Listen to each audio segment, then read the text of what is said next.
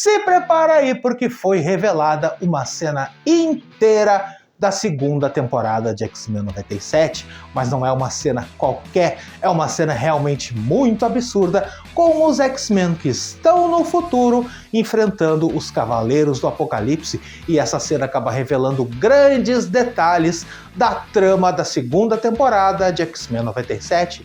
Bora falar sobre isso e também trazer alguns personagens importantes que estão nessa cena. Quer saber com todos os detalhes? Então, fica aí.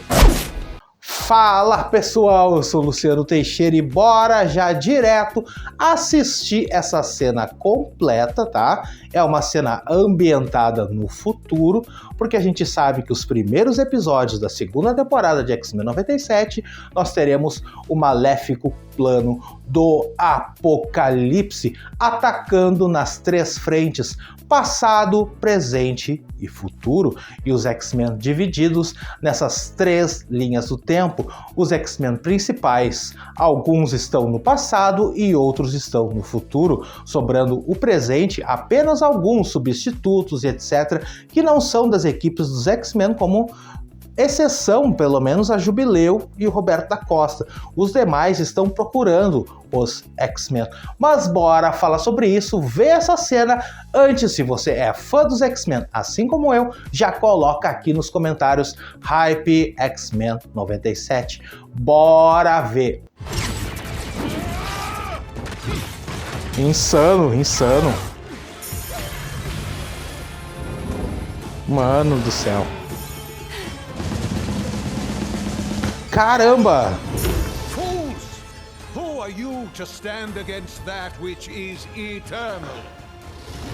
Quem são vocês para se opor ao que é eterno? Chega a cavalaria, chega a tempestade. Aqui tem um detalhe importante, eu vou falar depois, tá? Caramba! O Thor. Óbvio que é o Morfo, né? Wolverine feral ali. Caramba! Agora a gente vai fazer o seguinte, a gente vai analisar e pegar alguns pontos importantes para essa segunda temporada que tem aqui, tá? Vamos lá. Primeiro nós vemos aqui, ó, o Ciclope atacando, né, um dos Cavaleiros do Apocalipse, também sendo atacado com poderes ali, com rajadas também. Ele sobe, olha só, ele salta por cima, tá? E ataca com a rajada óptica e cai ali atrás dele, ó. Junto vem um outro Cavaleiro do Apocalipse e ataca também o Ciclope, enquanto o Ciclope ataca com as rajadas ópticas. Ali, ó, interessante, tá? Beleza. E ele ataca de novo, esse que é uma espécie de máquina ali, né? Um robô e tal. E ele salta, usando a rajada óptica ali, ó. Ele salta, ele vai para trás, ele recua e cai exatamente onde está a Jean Grey e o Nathan Summers, filho do Ciclope, o Cable mais jovem no futuro, né? Então, basicamente, nós temos isso aqui, e aí ela faz um domo ali, ó, com os poderes telecinéticos.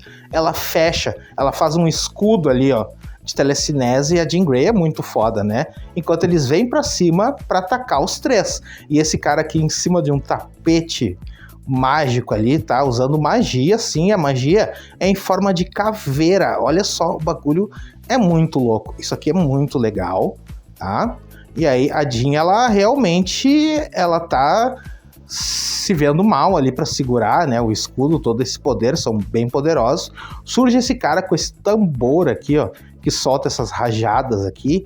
Isso aqui é bem interessante. Quando a Jean não tá conseguindo mais segurar, olha ali, ó, ela tá se vendo mal ali para segurar. Olha ali, ó, tem um atacando com um machado, tá? Esse grandão aqui. Beleza.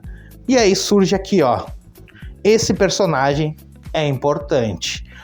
Parece um visual assim meio Egito Antigo, o Ramatut, mas não confundam, não é o Ramatut, tá? Esse é Ozymandias, sim, que queria se tornar faraó no Egito na época do passado, na ascensão do Apocalipse. O Ramatut chega, toma ali o Egito, se torna realmente o faraó, e ele se casa com a irmã desse cara, que era para ser o faraó. E esse cara estava tentando trair o Ramatut. Quando a batalha final acontece na Ascensão de Apocalipse, né? E acaba que o Quarteto Fantástico também tá lá enfrentando o Ramatut, e o Apocalipse está enfrentando as outras pessoas lá, os outros soldados e etc. Esse cara, o Ozymandias, ele entra na nave do Ramatut, que estava disfarçada de esfinge, e acaba incorporando no seu cérebro, no seu corpo, todo o conhecimento da história da humanidade. Lembrando que o Ramatut é o Kang, então ele veio com o conhecimento todo armazenado do passado, do presente, do futuro, e esse cara aqui, ele armazena tudo no seu cérebro. E aí é uma carga gigantesca. Ele acaba se tornando um servo controlado pelo Apocalipse, e é por isso que ele está em cinza, porque ele tem formato de pedra, ele vira uma espécie de pedra, então se torna o grande conhecimento da humanidade, que faz com que o Apocalipse saiba basicamente muita coisa. Não só do passado, onde o Apocalipse estava, mas também do presente e também sobre o futuro, sim.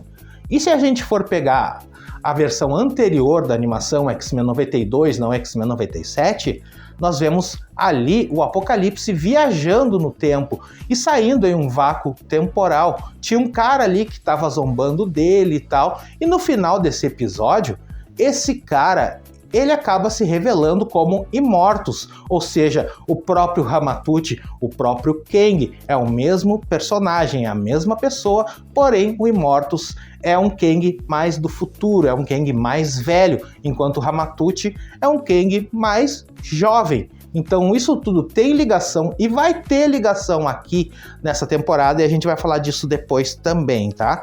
Então nós temos aqui aparecendo Ozymandias, beleza, e ele fala que quem são vocês para se opor àquilo que é eterno?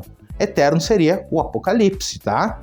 Então eles estão se opondo ao reinado do Apocalipse como se ele fosse realmente eterno. E aqui os ataques surgem, tá prestes a quebrar o domo da Jean aqui, ó. Esse domo telecinético aqui. Então, só que quando isso acontece, surge um raio e ataca esse cavaleiro do Apocalipse aqui, ó. São os Cavaleiros Finais, tá? E surge ela, absolutamente sensacional, para mim a melhor personagem dessa animação, uma personagem que é sensacional e também uma das melhores dos X-Men. Surge ela, Tempestade. Só que aqui tem um detalhe, tá? A Tempestade, com todo o seu poder, está junto com o Morpho e com o Wolverine, que foram levados nessa divisão no final da temporada anterior, também para o futuro, enquanto os outros X-Men estão no passado. Mas aqui tem um outro personagem que ficou no presente, que é o Forge. Sim, e a gente lembra o episódio final da temporada anterior, o Forge estava no presente junto com o Bishop. E ele cria um quadro ali, dizendo se eles estavam vivos ou não, que eles estavam desaparecidos, se eles estavam mortos.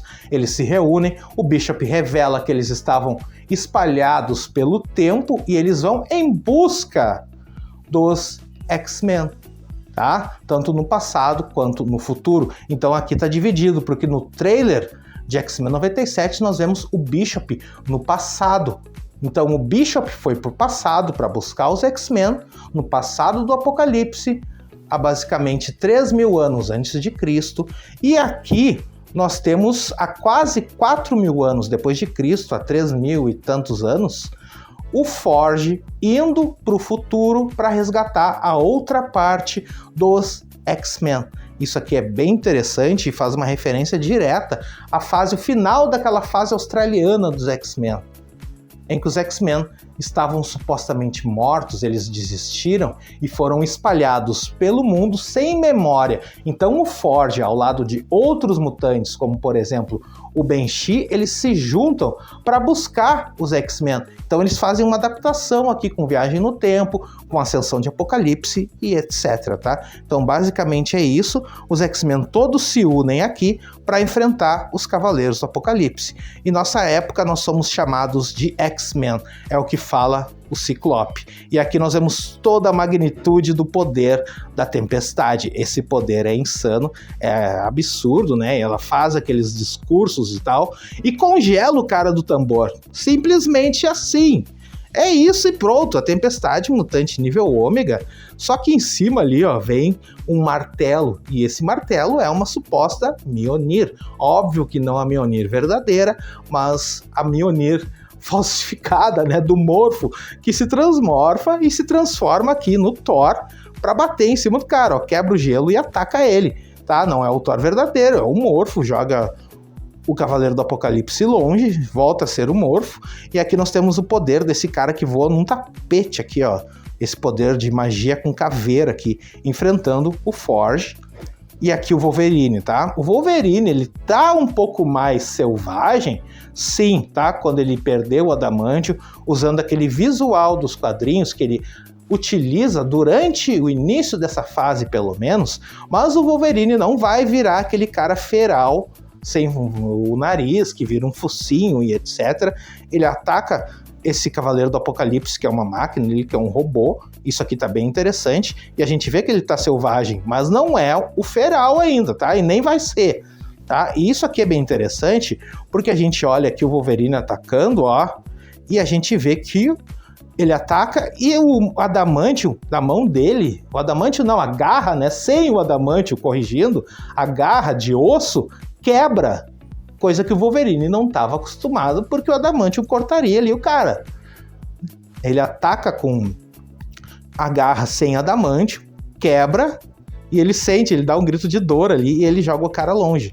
Basicamente, essa é a cena, insano, e eu não preciso nem dizer que assim que a série estrear, que a segunda temporada de X-Men 97 entrar no ar, eu vou assistir, e logo que eu assistir os 3 primeiros episódios, eu venho com uma análise inicial e depois, durante a semana, análise completa com todas as referências, todos os detalhes, todas as teorias que vão levar a trama final, a trama principal da segunda temporada de X-Men 97. Então, se você está empolgado, não perde nada, análise completa, cobertura completa aqui. Se inscreve no canal, ativa o sininho, deixa aquele like para não perder nenhum detalhe aqui no canal mais rápido da galáxia. Eu vou deixar aqui na tela uma playlist completa e mais um vídeo falando tudo sobre X-Men 97, temporada 2. Está chegando quarta-feira, finalmente. Até mais.